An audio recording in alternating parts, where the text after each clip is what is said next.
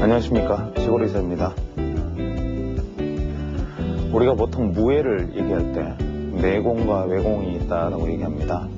외공은 문자 그대로 어떤 술법, 기법이라는 어떤 칼을 쓰는 법이라든지 주먹을 내지르는 방법, 각종 병장기를 휘두르는 방법을 외공이라 그러고, 내공은 그러한 병장기를 휘두르는 방법을 익혀서 그게 얼마나 많은 힘을 실을 수 있고 한 번에 얼마나 많은 기를 담을 수 있는가를 수련하는 것이 내공이라면, 우리가 주식 투자라는 관점에서 보면 주식 투자의 기법을 배우고 주식 투자의 기법을 사용하는 것을 외공이라 하고, 혼자서 주식 시장의 흐름을 체득하고 시장의 어떤 느낌을 내가 몸속에 받아들이고 그 이론이 형성된 과정과 그 이론이 만들어진 절차를 이해함으로 해서 그 이론 전체를 관통하는 눈을 갖는 것을 내공이라 할 수 있을 것입니다.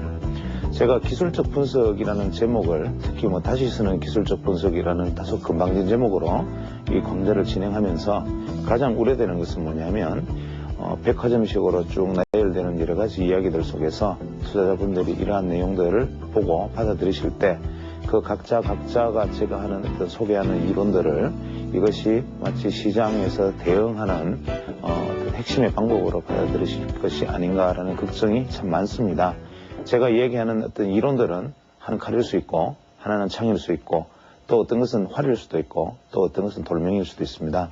그래서 이러한 것들 중에 병장기를 내가 칼을 잡느냐 창을 잡느냐 혹은 활을 잡느냐라는 것은 선택의 문제일 뿐이지, 내 주위에 칼과 창과 활과 그 외에 돌멩이까지 가득 둔다고 해서 실제 전장터에서 그 네 가지를 한꺼번에 사용할 수는 없는 것입니다.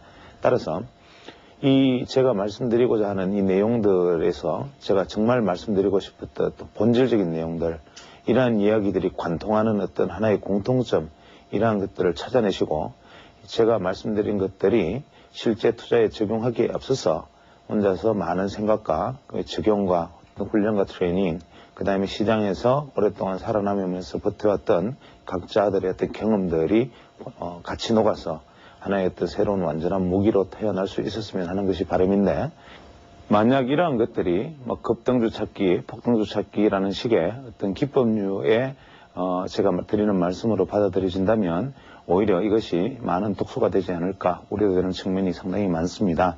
그래서 투자자 여러분들은, 혹시 이 방송을 보시는 분들은 제가 여러분에게 가르쳐 드릴 수 있는 돈을 버는 방법은 전혀 없고, 실제로 제가 이 강좌를 통해서 여러분에게 아무리 많은 얘기를 해도 이것이 실제 투자자들의 수익으로 연결되지 않을 것이라는 점을 제 스스로 너무나 잘 알고 있기 때문에, 만약에 이 강좌를 들으시면서 이 기법을 적용해서 실제적인 매매에 활용하시겠다는 분은 실제로 오히려 더 나쁜 결과를 가져올 수 있고, 제가 강좌를 하면서 드린 말씀을 오히려 예전에 생각해보지 못했던 부분에 대해서 내가 한번 생각해보는 계기로 삼아서 주식시장에 대해서 판단과 사유의 폭을 넓히는 계기로만 삼을 수 있다면 오히려 이 시간이 제 나름대로도 보람있는 시간이 되지 않을까라는 생각입니다.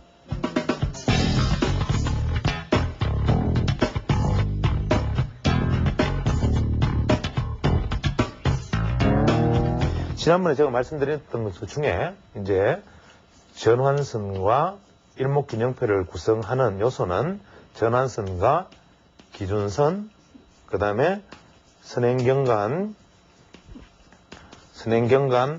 1, 선행경관 2, 후행경관 이렇게 구성된다고 그랬습니다. 근데 이 전환선은 우리가 시세의 균형을 알려주는 것이고, 기준선은 추세의 방향을 알려주는 것이고,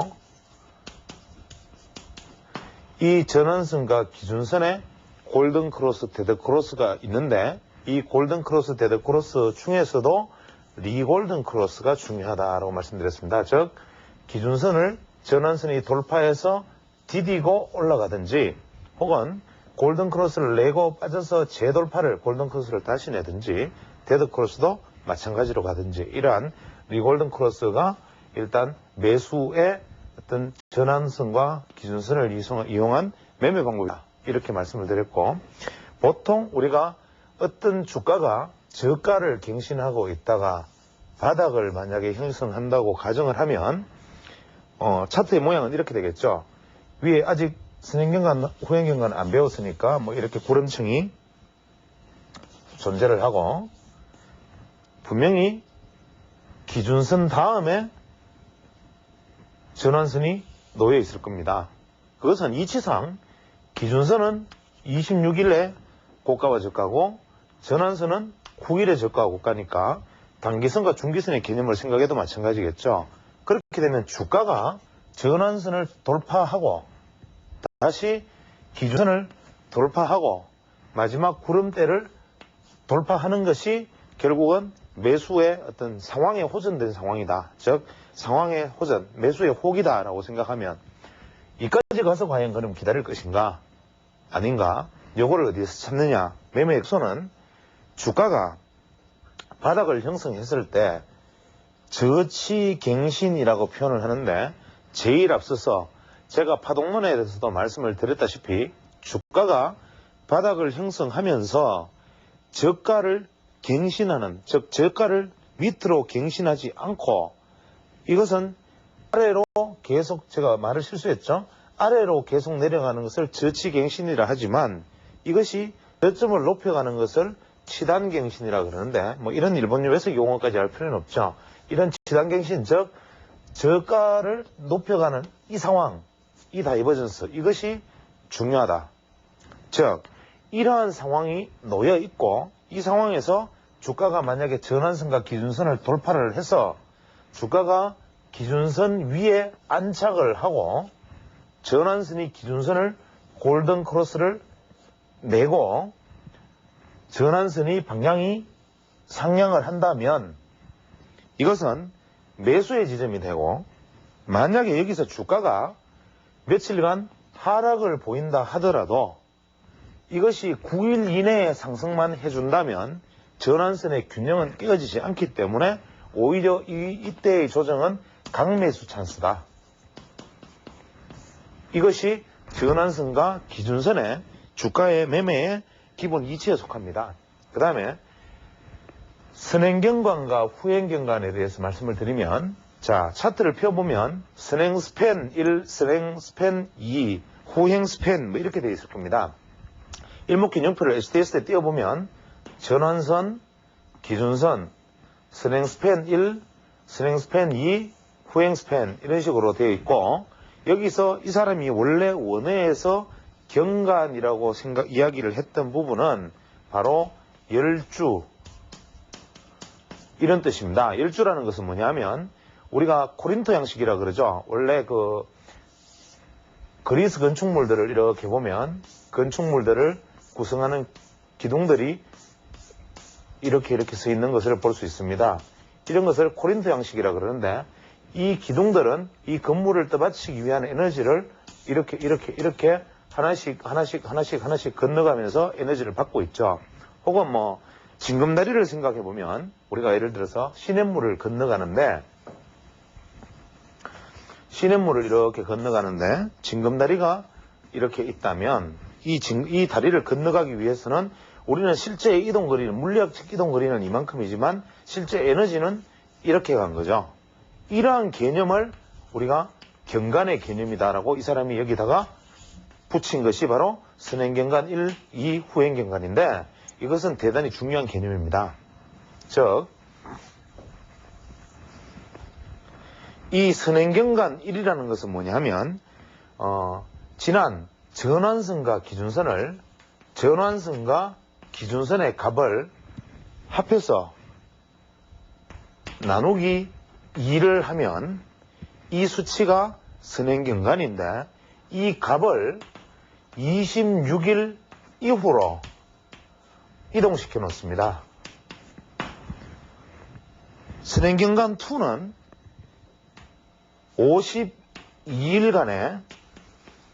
52일간의 최고점과 최저점을 나누기 2를 해서 26일 후로 이동시킵니다.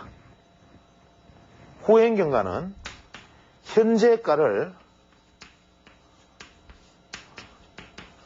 26일 전으로 이동시킵니다. 이것이 무슨 얘기냐 하면, 우리가 차트가, 지금 차트를 보시면 일목균형표가 이렇게 떠 있습니다. 떠 있는데 현재의 주가가 이렇게 들쭉날쭉 하다가 주가는 지금 여기 있는데 구름층은 이렇게 형성되고 있을 거라는 거죠. 뭐 이런 식으로. 여기 이것은 왜 나왔느냐. 즉, 이 우리가 소위 말하는 구름대, 구름띠라고 보이는 이 일목균형표상의 이 그림들. 여기서 붉은 구름이 되는 부분과 푸른 구름이 되는 부분으로 나뉘어 있는데 일목균형표상에 여기에서 상단선을 형성하는 것이 선행스팬 1, 선행경관 1의 수치고 하단선을 형성하는 것이 선행경관 2, 선행스팬 2의 값입니다. 즉 현재의 주가가 만약에 여기 있다고 가정을 하면 이 위치에서 전환선과 기준선의 값을 합해가지고 그것이 예를 들어서 주가가 현재 100이라면 전환선과 기준선의 값을 합해서 나눈 값이 예를 들어서 70이다. 그러면 여기로부터 26일이 지난 자리에다가 여기다가 딱 점을 찍습니다.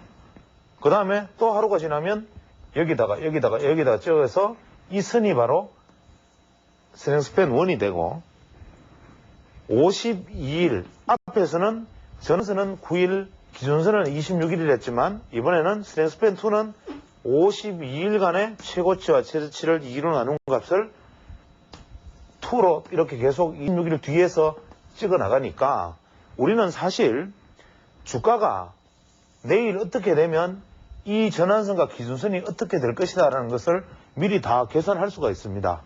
그래서 오늘의 주가가 얼마인데 오늘의 주가가 얼마다 그러면 전환선과 기준선은 이렇게 되겠구나 이렇게 되겠구나 옆으로 계속 그려 나갈 수가 있습니다.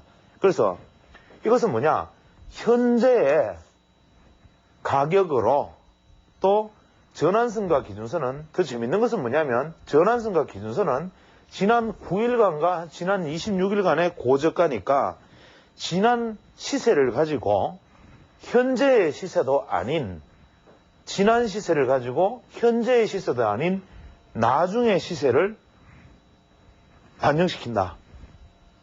그래서 이것이 선행경관이다. 시세는 매일 하루 혹은 시간 단위로 치면 1시간 분봉으로 치면 분마다 연속적으로 이어지는 흐름이지만 즉 사람이 자라서 태어나면 내가 오늘 하루 자고 일어나서 하루가 늙어도 표시가 나지 않고 이틀이 늙어도 표시가 나지 않지만 2년이 지나면 거울이 보면 내가 늙었다는 것을 알죠. 시세라는 것은 연속적으로 흐르는 물처럼 흐르는 것이지만 경관 하나의 어떤 묶음 52일이면 52일, 26일이면 26일씩 단위로 묶어서 반영을 시키면 주가의 흐름의 변화가 내가 2년, 3년마다 혹은 어떤 단위마다 거울을 보는 것처럼 주가가 틀리게 내 눈에 보인다. 또 과거에 내가 청소년기에 살아왔던 모습을 가지고 나중에 미래에 한 50, 60의 나이에 어떤 삶을 거울을 놓고 비춰보기로 하자. 바로 이것이 선행스팬과 후행스팬의 개념이다. 자, 선행스팬 1, 2의 개념이다. 즉 전환선과 기준선을 수치를 합해서 나누기 2를 해서 오늘 점이 여기라면 26일 이후에 점을 그려나가고 52일간의 저가와 최고가 52일간의 저가가 그 이전 값인데 이것을 가져와서 그어 나가는 것이 선행스팬 1, 2고 이것이 선행스팬 1이 위에 있고 2가 밑에 있으면 이것은 붉은 구름으로 나타나고 선행스팬 1이 밑으로 가고 선행스팬 2가 위로 가면 푸른 구름으로 나타난다. 이거는 뭐냐? 시세가 역전되었기 때문에 즉 중기 시세를 단기 시세가 드디어 밑으로 뚫고 내려온 데드크로스이기 때문에 이렇다. 그러니까 음봉과 같은 것이다. 이렇게 되는 거죠. 그 다음에 후행경관, 즉 후행스팬은 뭐냐면 가장 단순하면서도 가장 쉬우면서도 가장 의미 있는 것이 바로 이 후행스팬, 즉 후행경관입니다. 이것은 현재의 주가를 그냥 단순하게 26일 전으로 표시를 하는 겁니다. 그래서 오늘이 예를 들어서 100원이면 26일 전에 100원짜리 점을 찍고 그 다음날 101원이면 그 다음날 101원을 찍고 26일 전에 이렇게 꺼서 선차트로 그려버리는 겁니다. 이렇게 26일 전 것을 계속 이렇게 나가는데 이것은 후행스팬은 뭐냐? 파동을 확정짓는 것이라 그랬습니다. 즉 후행스팬은 파동을 확정 짓는다 그랬는데 이것은 한마디로 당연지사다. 왜 그러냐면 26일 전으로 옮겨놨을 뿐이지 실제로 그날의 주가를 그냥 선차트로 일봉을 선차트로 그려놓은 것이니까 일봉 선차트가 파동이 얼마나 잘 그려지겠나. 그것은 당연하지 않느냐. 파동이 그려지는 것은. 즉 선행 스팬 1, 2 선행 경간 1, 2는 현재 지점에서 26일 앞을 그리는 것이고 후행 경간 후행 스팬은 현재 지점에서 현주가를 26일 뒤로 옮겨서 보는 것이다. 이것은 뭐냐면 어떤 현재의 시세를 미래에 반영하기 위해서 현재가를 과거의 흐름과도 비교해서 또 과거의 흐름을 미래의 어떤 거울로도 비추어서 주가가 또 날짜를 시간론으로 며칠을 잘라서 전환일을 다시 나누어서 이 주가를 움직이는 것을 찾아내자. 복잡한 것처럼 보입니다. 그러나 원래 이론이라는 것은 복잡해야 명성을 얻고 누구나 이해하기 쉽지 않아야만 그것이 훌륭한 이론처럼인 것이 보이는 것은 동서고금을 통틀어서 그건 당연한 보편적인 현상이고 현재 이 일목균형표는 냉정하게 말하면 죽은 이론입니다. 죽은 이론인데 요즘 이 이론들이 새삼스럽게 다 집어내어져 가지고 이제는 정권사 리서치팀까지 일목균형표를 들고 나와서 설명을 하기 시작하니 투자자들은 애꿎게도 공부하지 않아도 될 것을 안 그래도 주식 시세 보는 데만 해도 머리 아픈데 다른 사람이 다 보는 것을 나만 안 보면 안 되니까 어쩔 수 없이 알아야 되는 것으로 전락을 해버렸습니다. 그 다음에 이것이 시세에 미치는 영향을 한번 살펴보면 제가 말씀드리기를 이 선행 스팬 혹은 이 후행 스팬은 이 선행 스팬과 후행 스팬은 26일의 미래의 것이다. 26일의 미래를 옮겨놓은 것이고 이 평균값 중에 상행 선행 스팬 1은 사실은 9일간의 최고점과 최저점이고 2는 선행 스팬 1은 전환선과 기준선을 합한 것이고 선행 스팬 2는 52일간의 중기 평균값, 고가와 저가의 평균값이니까 주가와는 어떤 현상이 벌어지느냐 하면 예를 들어서 현재 있는 주가가 급등을 해버리면 이 선행 스팬과 후행 스팬이 만드는 이 구름대는 이 가격을 따라올 수가 없습니다. 이게 무슨 얘기냐면 이동평균선이 이렇게 있는데 주가가 수직 급등을 하면 3일 이동평균선은 바로 따라서 급등을 하고 5일 이동평균선은 조금 덜하게 10일 이동평균선은 조금 덜하게 20일 이동평균선은 이렇게 60일 이동평균선은 이 정도 120일 이동평균선은 움직이려면 이렇게 되겠죠. 그래서 이것과 같은 이치다. 그래서 주가가 만약에 이것을 뚫고 상승을 해버리면 이것은 반영이 안 되니까 주가와의 괴리가 일단 무조건 커지게 돼 있다. 그래서 주가가 상승을 하면 상승폭이 클 때 조건은 바로 이 구름대와의 괴리가 커진다. 그 다음에 에너지가 상승 후에 강화되려면 이 구름띠를 지지하고 상승을 해야 되고 이 에너지가 약화되려면 구름띠 속으로 들어간다. 즉 여기서 한번 이치를 생각해 보겠습니다. 주가가 처음에 급등을 팍 해버리면 이것은 52일 이것은 전환선과 기준선을 합한 것이니까 대충 9일과 26일 합이면 10일 정도 이동평균선의 움직임과 비슷하다고 생각하고 드디어 되죠. 그러나 이것이 상승을 해서 어느 정도 횡보를 하게 되면 고가에서 어느 게 먼저 따라오겠습니까? 선행 스팬 1은 9일, 26일에 고가 저가를 합한 것이니까 일종의 단기의 개념이니까 선행 스팬이 먼저 따라옵니다. 후행 스팬은 어떻게 되겠습니까? 52일의 빈값이니까 아직까지도 반응이 더딥니다. 이렇게. 그렇게 되면 어떻게 되느냐? 저절로 구름층이 두꺼워지기 시작합니다. 구름층이. 그 다음에 더 이상 주가가 높아지지, 만약에 더 이상 높아져 버리면 계속 두꺼워지면서 구름층은 점점 두꺼워지겠죠. 이 개념을 이해하셔야 됩니다. 즉, 주가라는 것은 하루 만에 쭉쭉 뻗어가는 것이니까 주가가 괴리를 일으키면서 급등을 해버리면 구름대 중에 스냉스팬 1은 머리를 돌려버리고 스냉스팬 2는 늦게 따라가니까 이 1과 2가 이렇게 크게 벌어지기 시작하고 주가가 올라가는 기간이 크면 클수록 이 구름대는 수직으로 세로 방향으로 일어서기 시작합니다.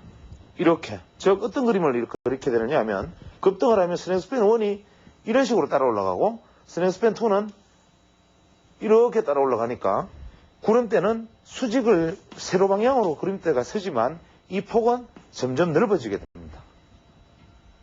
그 다음에 주가가 이렇게 상승을 해서 횡보를 하기 시작하면 일단 아무리 올라도 주가는 횡보를 해야 될 테니까 올리기 시작하면 드디어 이제 단계로 따라갔던 이 스팬이 눕기 시작할 거고 그래도 중기 스팬은 이렇게 아직은 올라올 거라는 거죠. 그렇게 되면 어떻게 되겠습니까? 이게 다시 좁아진다 이거죠. 그러다가 주가가 만약에 점점 횡보해서 조금만 내려오면 횡보 기간이 많이 길어지면 고가 저가 차이가 없으니까 여기서 조금만 떨어지면 저가가 갑자기 낮아지니까 어떻게 됩니까? 이번에는 스낸스팬이 밑으로 떨어지고 이것은 반응이 더디니까 이런 형태로 가니까 실제로 주가는 고가권에 있지만 이게 빨간 구름대였다. 원이 위에 있고 투가 밑에 있으니까 이것이 어느 순간인가 갑자기 파란 구름대로 바뀌어버릴 수도 있다. 그러면 주가는 횡보해서 급등했던 주가가 횡보해서 여기서 이 상단선에 구름대의 상단선에 맞고 피는 것이 변화일이다. 이것이 날짜로 딱 보면 이미 여기서 뭐 26일째가 되든 며칠째가 되든 혹은 직전의 상승폭이 어떻게 되든 이 변화일과 겹칠 확률이 높고 이것이 이 사람의 이야기입니다. 가조의 이야기. 그 다음에 변화일이 가능성이 높고 이 변화일에 여기서 바로 상승을 해줘야 디디고 올라가는 연장 상승 파동이 일어나고 반대로 하락일 경우에는 밑으로 구름대가 이렇게 형성되면서 수직 하락하겠죠. 그러나 이것이 만약에 주가가 안으로 들어가 버리면 에너지가 쇠약해진 것이고 여기서 다시 재돌파해서 디디고 나가지 못하면 밑으로 뚫려 내려가고 이때부터는 어떻게 됩니까? 오히려 이쪽이 확대되고 이쪽이 더디게 반응하는 현상이 생기면서 푸른 구름대가 확장되면서 주가가 이번에는 떨어져서 저항을 받으면서 떨어지게 된다. 이런 이야기가 됩니다.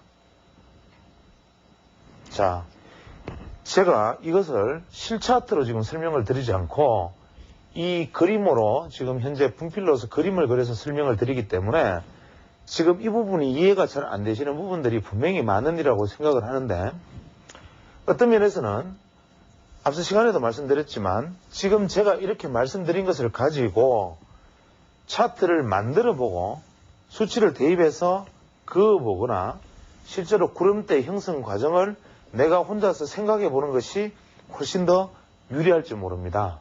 왜냐하면 사실은 이런 일목균형표 정도는 투자자들이 그냥 주가를 이렇게 살펴보면 뭐 그 전까지의 주가를 이미 알고 있으면 오늘의 주가가 고가를 경신했다 안 했다 이 정도만 알아도 그 다음 구름대는 어떤 모양으로 간다 뭐 주가가 급상승하면 구름대가 이렇게 오겠다 뭐 이렇게 되겠다 하는 것을 우리가 이미 머릿속에서 그냥 선연히 그려져야 됩니다.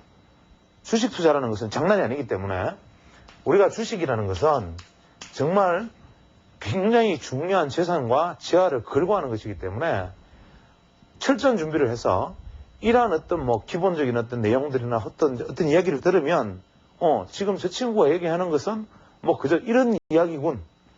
이렇게 얘기하는 것들이 머릿속에 그려질 수 있는 정도의 수준, 이것이 바로 주식 투자를 할 수 있는 자격을 갖춘 겁니다. 이게 만약 아니라면 지금이라도 정말 외람되고 송구스럽고 금방진 말씀이지만 사실은 주식 투자자들이 내가 단독으로 개인의 자격으로 주식시장에 뛰어들어서 이 살벌한 판에서 이 도박판에서 살아남기를 바란다는 것 자체가 사실은 기적에 가까운 일이고 그저 개인 투자자들은 주가가 상승하면 지수가 크게 상승하면 그냥 조금 벌고 지수가 좀 하락하면 남보다 몇 배 더 떨어지고 이 일을 계속 반복합니다. 주식이라는 것은 최소한 어떤 이러한 것들이 선연이 그려지고 뭐 어떤 내가 오늘의 주가를 보면 보조지표가 눈에 완전히 들어오고 오늘의 보조지표를 이렇게 움직였다. 혹은 뭐 주가의 에너지 이렇게 되었다. 어떤 종목을 탁 이야기하면 저가 고가 이 현재 추세 트렌드가 벌써 머릿속에 들어오고 이 정도가 되면 그게 고수가 아니라 주식 투자자로서의 기본적인 출전 자세를 갖추었다 이렇게 되는 겁니다. 그래서 외람된 말씀을 제가 잠시 드렸는데 다시 본론으로 돌아가서 그러면 우리가 선행 스팬과 후행 스팬 이것을 어떻게 주식 투자에 이용할 것인가? 단순합니다. 구름대가 이렇게 존재를 한다면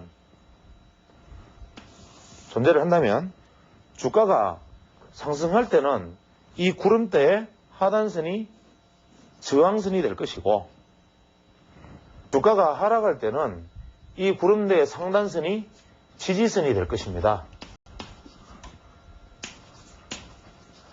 그래서 매수 고려는 언제 하느냐 하면 이 저항선을 뚫고 구름대 속으로 들어가서 이것이 밖으로 나오려는 움직임을 보일 때 혹은 밖으로 나왔을 때가 사실은 매수하기 좋은 때가 되고 이것이 이미 이렇게 주가가 올라왔다는 것은 뭐를 의미하느냐 하면 이미 전환선과 기준선은 주가가 다 돌파를 했고 마지막 저항인 이 하단선을 돌파해 나가고 있는 이 국면이라는 것이고 이때의 주가의 어떤 파동을 일단 봉 모양을 보면 이것이 N 파동을 그려 나가고 있다는 것을 알 수가 있고 그 다음에 시단 경신 주가가 저점이 계속 높아지고 있고 그 다음에 고점을 경신하고 있고 이러한 조건들이 완벽하게 갖추어지면서 다시 변화일에 해당되고 이러한 것들이 확정적 거래일이다 이렇게 얘기했습니다. 즉 가저오가 이런 조건에 맞는 주식이 과연 몇 개가 있겠는가 생각을 해보면 드물고 그렇게 흔치는 않은데 그래서 가저오가 말하기를 자기의 소원은 자기가 쓴 책을 보고 자기 이론을 보고 투자자들이 손해를 보지 않았으면 좋겠다. 개인 투자자들이 손해를 보지 않게 하기 위한 수단으로 만들었다. 이렇게 말을 합니다. 즉 자기가 말한 이런 완벽한 조건에 들어오는 것이 매수의 좋은 조건이고 이것이 다시 이제는 기준선마저 상향을 하고 전환선을 기준선 위에서 지지받고 주가는 저항대를 돌파하고 이러한 국면에서 주식 투자를 하고 그나마 그것도 M파동의 이 계산법을 통해서 혹은 N 계산법을 통해서 목표치를 정해서 파는데 물론 소폭의 이익이 나겠지만 도대체 손해볼 일이 뭐냐. 이것이 바로 일본 사람들이 시스템 트레이딩이 발전하게 된 하나의 어떤 계기가 되었고 전환점이 되었습니다. 그래서 이 사람이 어떤 자기가 정한 일만 이야기한 것이 아니라 일본에서 개인 투자자들을 위한 시스템 트레이딩 우리가 증권사에서 제공하는 차트상에서 시스템 트레이딩 혹은 어떤 여러 가지 증권 사이트 같은 곳에서 혹은 사설기관에서 제공하는 매매 신호 이런 것들은 사실은 그냥 이렇게 내용을 알고 보고 이 내용을 풀어보면 사실은 이런 얘기를 해서는 좀 합니다만 실소를 금할 수 없는 내용들인데 실제로 이것이 실소를 금할 수밖에 없다. 왜? 우리가 보기에는 어떤 매매 신호라든지 어떤 트레이딩 시스템이 보내주는 신호라든지 이런 것이 대단한 무엇인가의 내용을 가지고 있는 것 같지만 실제 일본에서 가장 유망하게 사용되었던 이 최강 3점식 투자법이라는 이 책을 쓴 여기 보면 후미코 아케시라는 분 이분이 이 일목균형표의 가저오 선생의 영향을 받아서 처음으로 만들어냈던 개인 투자자를 위한 시스템 트레이딩입니다.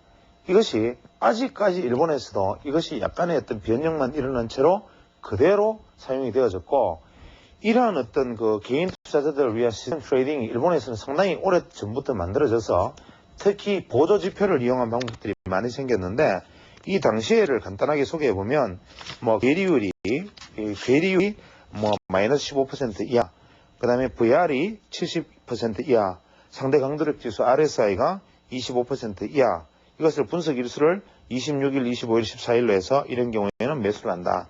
혹은 괴리율이 15% 이상 VR이 250 이상이면 분석 일수를 26일 기준으로 매도한다. 괴리율이 15% 이상 상대 강대력 지수 RSI가 70% 이상이면 분석 일수를 26, 14로 해서 매도한다. 뭐 이러한 어떤 내용들, 이러한 것들이 현재 이분들이 그 영향을 받고 개인 투자자들을 위한 시스템 트레이딩으로 소개를 한 다음에 일본에서는 지속적으로 개인 투자자들이 컴퓨터 프로그램을 이용해서 시스템 트레이딩을 하는 것이 발전을 했으나 이 역시도 일본 시장의 흐름이 제일 처음에 막구 시대에 일어났던 뭐 여러 가지 어떤 봉 패턴들, 그 다음에 어떤 여러 가지 뭐 고가 유의라든지 각종 어떤 패턴의 여러 가지 어떤 변형들 뭐 이런 것들을 가지고 사케다까지 막 다양한 일본 사람들 특유의 어떤 그런 방식으로 시장을 분석하던 법에서 손을 들고, 두 번째로는 이런 뭐 예를 들면 뭐 시나와라라든지 같은 분이 나와서 보조지표 같은 것을 만들어서 한번 대응해 보기도 하고, 또 그전에는 파동론에 가까운 뭐 기사몰이라든지 혹은 이런 분 가즈오 선생이라든지 이런 분들이 파동론에 관해서도 또 한번 해보고, 이것도 해보고 저것도 해보고, 또 마지막에는 이런 후미코라는 분이 나와서 시스템 트레이딩까지 다 해보고 결국 개인 투자들이 다 죽었습니다. 어떠한 방법을 써도 안 되고, 현재 우리나라 한국 시장처럼 일본이 얼마 전에 그렇게까지 개인 투자들이 비율이 높아져 있었지만 그 어떠한 방법도 주식 투자에서 성공하지 못하고 개인 투자자들이 이번 시장에서 사라져갖고, 지금 일본에 가서 서점 가서 정권 서가에 가서 책을 한번 보면 이제는 큰 서점에 정권책의 코너가 그저 이 정도 놓여 있을 정도로 이미 일본은 개인 투자자 비중이 현격히, 물론 일본 시장 자체의 침체의 원인이기도 합니다만은 개인 투자자들이 이런 과정을 거치면서 다 손을 들었다는 것이고, 미국 시장 역시도 기관 투자자와 각종 간접 투자의 비중이 높아지고 개인 투자의 비중은 현저히 줄어들어 있는데, 유독 한국 시장만 융성하게 개인 투자자들이 그것도 현재 업을 제쳐두고, 우리 한때 고시 공부를 하는 젊은이들 때문에 그 유능한 인재들이 고시 공부에 매달려가지고 청춘을, 그 안타까운 능력들을, 아까운 능력들을 전부 소모시키고, 현재 우리 한국 시장에서는 이제 주식 자체에 전업 투자라는 이름으로 투자를 하시는 분이 제가 짐작하기에는 아마 뭐 몇만 혹은 몇십만이 될지도 모르겠습니다.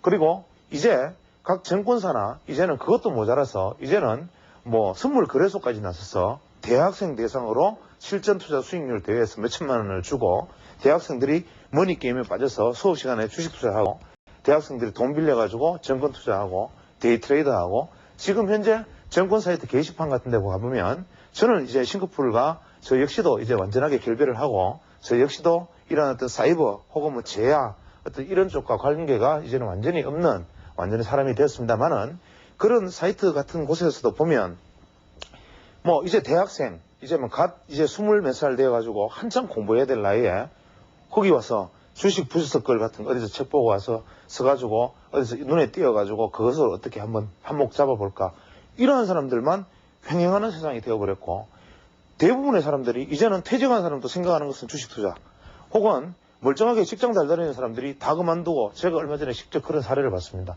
멀쩡하게 직장 다니는 사람들이 다 그만두고 데이트레이딩 팀을 만들어서 전업투자. 이게 우리나라 사회만의 어떤 냄비건성인지는 모르겠으나 일본, 미국의 모든 시장들이 거쳐왔던 그 마지막 단계를 우리는 그것도 10배, 20배 뜨겁게 마지막 절망의 길로 가고 있는 건지도 모릅니다. 그래서 이러한 내용들이 제가 지금 설명을 하면서도 과연 내가 이런 얘기를 하는 것이 긍정적인 영향을 미칠 것인가 부정적인 영향을 미칠 것인가에 조차도 자신이 사실 없습니다. 이야기가 잠시 샜는데 다시 원래대로 돌아가서,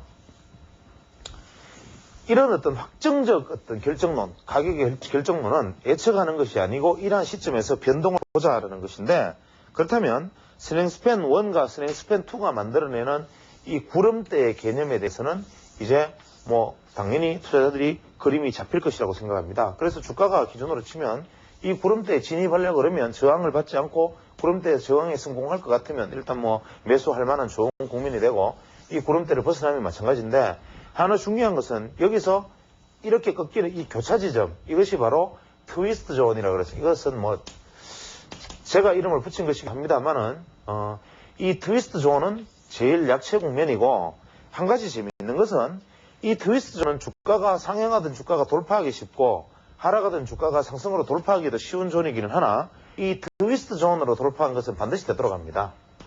다시 이렇게.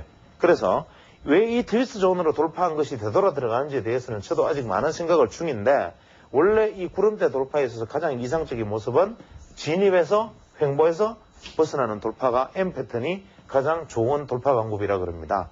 여기서 이것을 이용하는 각종 지지와 저항, 뭐 여러 가지 방법들, 매매 방법들이 여러 가지 다양할 수 있고, 심지어는 스낵스팬의 어떤 뭐 수치의 고점과 주가의 저점, 전환선과 기준선의 모양들을 지난번 고점을 가지고 매매를 측정하는 방법도 있지만, 이러한 방법들은 전부 독소적인 조항이라고 생각되어서 다 생략해 버리겠습니다. 그래서 이 개념만 이해하시고, 이것은 1분 가조 선생이 첫 번째 얘기했던 대로 내가 매매 방법을, 여기서 이용 방법을 설명을 하면 투자자들은 잃을 것이다. 왜냐하면 이것은 경험과 확정적인 것을 섞어서 각자가 이용하기에 적합한 방법이지, 이것이 확정적인 거래 방법이 아니기 때문이다. 이렇게 얘기를 했고, 그래서 이분은 자기의 책에서도 몇 번이나 당부를 하고 있습니다. 그냥 각 투자자마다 내가 만든 이 기법을 갈고 닦고 익혀서 자기의 기법으로 만든 다음 매매의 변곡점의 변화일에 매매에 사용하라. 그래서 잃지 않는 투자자가 되어라 라고 얘기를 했지, 이분이 내가 만든 이 기법을 가지고 매수 매도 저항 지지를 논해 가지고 돈을 많이 버는 투자법을 이용해라는 얘기를 하지 않았고, 또 이 그럴듯하게 보여서 이것을 과대 포장해 가지고 얘기할 만한 사람들이 등장할 것 같은 것을 미리 캐치를 하고, 이분은 여기에 대해서 몇 차례나 경고의 말씀을 책에다 남겨놨습니다. 그 다음에 마지막으로 후행스팬에 대해서 얘기를 해보면, 이 후행경관, 즉 후행스팬은 상당히 나름대로 의미가 있는 수치인데, 이 후행스팬 제가 말씀드리기를 현재의 주가를 26일 전으로 이동시켰다라고 말씀드렸죠. 스낵스팬은 현재에서 26일 앞에 그려지는 건데, 26일 전에 현재의 주가 차트가 이렇게 선 차트로 그려집니다. 선 차트로. 그런데 우리가 사실 가만 보면 이것은 좀 우스운 이야기이기도 한데, 어떻게 보면 이렇습니다. 현재의 주가가 이제 봉 그래프가, 봉 차트가 이렇게 나타나 있는데, 이 모양 그대로 사실 차트상에서는 이렇게 그림도 이렇게 뭐 그림이 이렇게 구름이 있을 거고, 차트상에 그대로 왼쪽에 공백에 가서 이 현재 봉 패턴에 대한 사실 선 차트가 그냥 그려져 있는 겁니다. 이게 뭐라고? 이렇게 생각을 하기 쉽지만, 시세는 과거의 경험에 비교해서 미래의 시세를 결정짓는다라고 말을 했는데, 이 말이 뭐냐면, 과거에 지나온 봉은 그냥 이렇게 차트는 남아있을 겁니다. 이렇게 흔적이. 즉 우리가 차트를 보면 이렇게 과거의 어떤 주가들은 남아있다는 거죠. 이런 식으로 차트가 남아있는데, 이 위에 현재의 선을 가지고 이렇게 꺼버리는 거죠. 이렇게 꺼버리는 겁니다. 그러면 여기서 우리는 뭐를 볼 수 있느냐 하면, 그 당시에 26일 전에 주가의 움직임과 현재 주가의 선 차트가 서로 교접하는 모습을 볼 수 있다 이겁니다. 즉 현재의 시세가 과거의 시세와 교합하는 모습을 우리는 본다. 여기서 의미 있는 것은 뭐냐면, 보합 시세일 경우에 의미가 있습니다. 즉 이 후행스팬의 가장 큰 유행성은 뭐냐면, 추세를 급격하게 이탈하는 흔히들 좋아하는 급등이나 추세를 급격하게 이탈하는 급락의 급소를 알 수 있다. 후행스팬에 이렇게 얘기를 합니다. 이것이 어떻게 급락과 급등의 급소를 알 수 있는가? 또 이것이 어떻게 보합의 시세에서 보합이 풀리는 순간을 예측할 수 있는가? 과거의 시세에 현재의 선그래프를 이동시켜서 이렇게 비교한 거 하나를 가지고 어떻게 이것이 보합이 풀리는 순간을 알고 추세를 버텨서 급등하거나 급락하는 시점을 알 수 있는가? 여기에 바로 해답이 있는데, 이것 역시도 이것이 전대값은 아니나 이것을 자세히 조사를 하다 보면 여러분에게 제가 좀 더 깊은 얘기는 하지 않겠습니다. 왜냐하면 앞에서도 말씀드렸지만 이런 얘기들은 독소가 되기 때문에 현재 이러한 과거의 어떤 시세와 현재 후행 스팬은 괴리되는 모습을 반복되는 모습을 보이는 것이 보합입니다. 이게 무슨 얘기인지 잘 생각해 보시기 바랍니다. 이것은 제가 그냥 어떤 면에서는 숙제로 남기겠습니다. 예를 들어서 과거의 시세와 후행 스팬이 교차하는 것이 보합을 유지하는 거다. 보합 유지고 후행 스팬이 과거의 시세와 일치되어서 한 방향으로 나아가면 이때가 바로 급소다. 그 다음에 만약에 보합에서 후행 스팬이 한 방향으로 나아가면 이게 바로 급소다. 그 다음에 후행 스팬이 단순하게는 주가를 후행 스팬이 뚫고 올라가면 매수다. 뭐 이런 얘기도 있지만 이런 사소한 얘기들은 다 실수두고 두 개의 방향이 일치하면서 트렌드를 형성하고 이것이 다이버전스를 만들 때 이것이 바로 급소다 이렇게 얘기를 했습니다.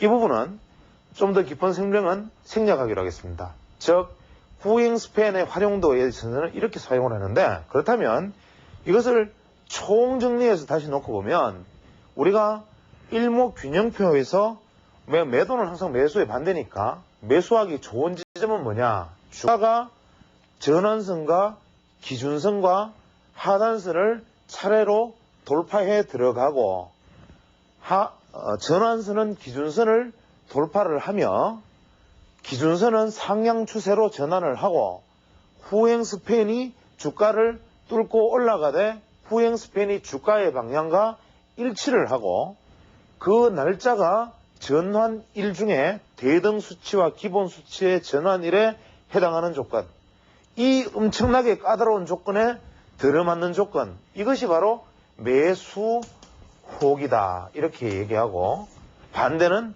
매도 혹이다 이렇게 얘기를 합니다. 도대체 제 친구가 무슨 소리를 하고 있나? 응? 이렇게 생각이 되시는 것이 정상이고 지금 현재 제가 만약에 차트를 앞에 두고 종목의 사례를 들어가면서 자 이런 경우에는 이렇게 급등을 했습니다. 이런 경우에는 이렇게 급락을 했습니다.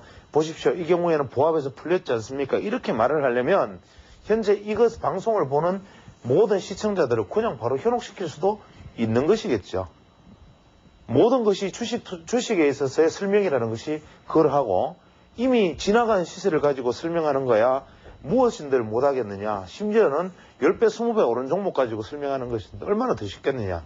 그렇습니다. 이 역시 마찬가지입니다. 왜 이 말씀을 드리느냐. 지금 제가 말씀드렸던 이 내용을 여러분이 직접 적용을 해보면 하나는 맞고 하나는 안 맞고 하나는 맞고 하나는 안 맞고 어쩌다가 맞은 종목을 가지고 또 오른 종목을 보고 비교해보면 맞고 오르지 않은 종목을 비교해보면 하나도 맞지 않습니다. 모든 주식 투자의 이론이 다 그러하고 실제로 주식에 대해서 전문가다 고수라는 사람들도 내일의 미래에 대해서 아는 사람은 아무도 없고 저 역시도 지금까지 한 모든 엘리어트 파동 별의 별 이야기 파동론을 오늘 마무리 짓습니다만은 이러한 마무리 짓게 되는 이러한 파동론을 총동원해서 주식시장을 맞춰라 해도 저도 못 맞춥니다.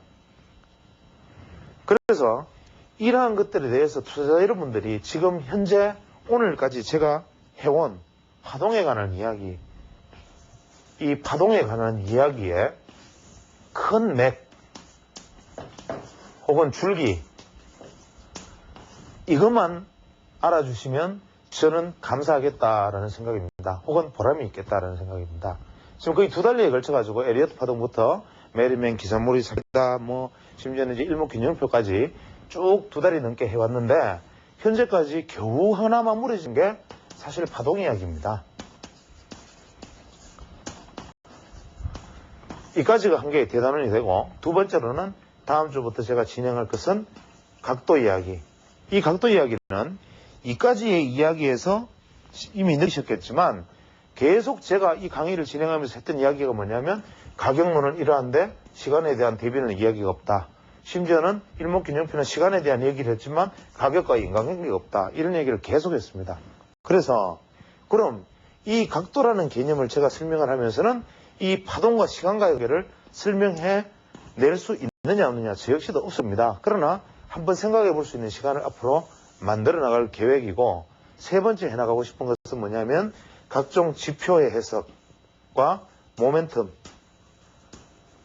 우리가 알고 있는 지표들, 알고 있는 각종 어떤 지표들, 특히 볼린저 밴드, 스타캐스틱, RSI, 각종 지표들, 이러한 지표들이 과연 책에서 가르쳐 주는 것, 책에 설명해 놓은 것들이 과연 이 지표들이 말하고자 하는 원래의 뜻인가, 혹은 이것이 적용이 올바르게 되고 있나, 이런 부분들에 대해서 이야기해 나가는 것이 세 번째 단원이 되겠습니다. 그래서 제일 마지막 단원은 거래량과 같은 에너지 분석을 해볼 계획인데, 이 거래량 분석은, 에너지 분석은 일반적으로 아마 시중에 알려져 있는 것과는 많이 다른 방법으로 진행될 것 같습니다. 그래서 제가 현재 시간적 여건상 이것들을 어느 만큼 이제 시간이 소화해낼 수 있는지는 저도 역시 잘 모르겠고, 저 역시도 이제 본업에 어느 정도 충실해야 되기 때문에 그 안에서 제가 이루어 나갈 수 있는 부분까지 진행해 나가면서 시간을 만들어 나가도록 하겠습니다. 그래서 오늘까지 파동론에 대한 이야기를 이제 마무리 지으면서 그간 제가 2달 넘게 파동에 대한 이야기를 해왔던 부분들에 대해서 혹시 의문이 있거나 궁금한 점이 있는 분들은 다른 게시판에 글을 남기시거나 이러한 형식으로 질문을 주시면 제가 힘이 되는 한 아마 게시판에 글을 남기면 담당 PD 선생님이 저한테 얘기를 할 것 같은데, 그런 부분에 궁금한 점이 있으시면 가능하면 제가 작은 도움이 되고 혹은 마무리 보충을 통해서라도 마무리 짓도록 애를 써보겠습니다.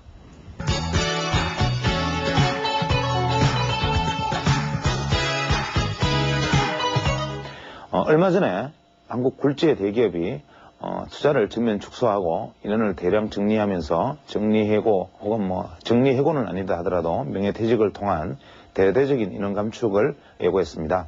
또 이것이 전체 매스컴에, 각 도화 매스컴에 일면을 장식하고 각 신문기사라든지 방송에 대단한 화제거리가 되었는데, 예를 들어서 이러한 재벌 그룹은 비교적 여건이 좋고 다른 기업들에 비해서는 생존 여력이 충분히 강한 기업인데, 이 기업이 굳이 그렇게 이런 시장 상황에서 우리는 이렇게 몸집을 줄이겠다, 우리는 이렇게 감량 경영을 하겠다, 지금 상황이 안 좋으니까 사람을 자르겠다, 이러한 것들을 홍보 차원에서 발표를 할 만한 사안인가라는 점에서 기업 윤리라는 점을 다시 한번 되돌이켜서 생각해 보게 됩니다.